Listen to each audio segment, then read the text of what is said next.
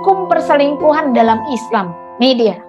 Allah Subhanahu wa taala berfirman, dan orang-orang yang menuduh perempuan-perempuan yang baik berzina dan mereka tidak mendatangkan 4 orang saksi, maka deralah mereka dengan 80 kali. Dan janganlah kamu terima kesaksian mereka untuk selama-lamanya. Mereka orang yang fasik. Ini sebenarnya hukum perselingkuhan. Ya, perselingkuhan itu ayat ini turun, surah An-Nur surah ke-24 ayat 4 ini turun itu ketika istri Rasulullah, Bunda Aisyah, itu dituduh waktu itu kalungnya hilang dan dia sedang berusaha mencari. Dia turun dari tempat duduk kudanya, dia turun mencari. Rombongan Rasulullah sudah berjalan duluan dan ada salah satu kayak ajudan kali ya atau apa gitu yang membantu mencarikan kalung tersebut. Nah, difitnahlah bahwa Aisyah berzina dengan laki-laki tersebut. Nah, maka turunlah ayat ini. Dikatakan bahwa kalau kita mau menuduh orang berzina, harus mendatangkan 4 orang saksi. Nah, dan deralah mereka 80 kali. Tapi sebenarnya, kita lihat nextnya. Nah, kalau sebenarnya dalam hadisnya adalah, Bunda mau tahu, kalau tadi saya katakan orang-orang yang belum menikah, kemudian mereka berzina, itu hukumannya tadi 80 kali sampai 100 kali cambukan. Namun kalau mereka sudah menikah, itu adalah hukuman rajam. Rajam itu adalah hukuman dirajam sampai mati. Jadi waktu di zaman Rasulullah, saya suka sekali baca buku namanya 30 Kisah Teladan waktu saya kecil. Jadi itu saya bacanya di usia saya masih kelas 3, 4, 5, 6 SD. Saya baca buku itu mungkin lebih dari 5 kali. Ya. Dan saya sampai sekarang masih ingat. Di buku itu diceritakan itu kisah-kisah nyata, kisahnya Rasulullah, sirah-sirah gitu.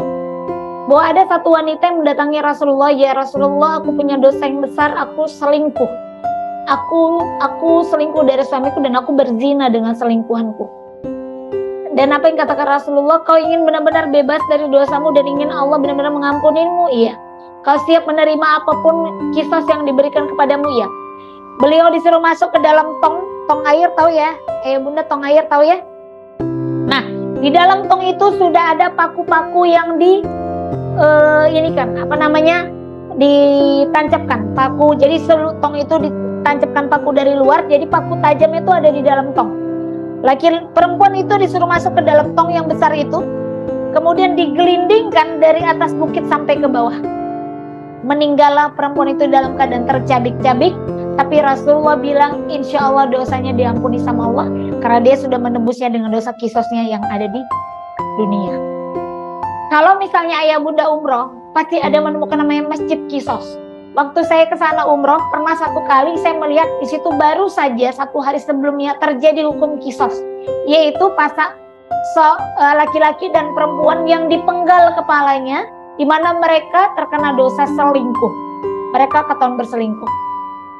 Seberat itulah hukuman bagi orang yang berselingkuh jika dia sudah terikat hubungan pernikahan. Gitu. Ya bunda ya. Oke.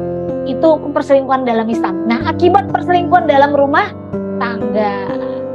Ini saya lihat ada yang agak-agak mulai play-play matanya ya. Mulai ngantuk-ngantuk. Mungkin suara saya ini indah kali ya, mendayu-dayu gitu.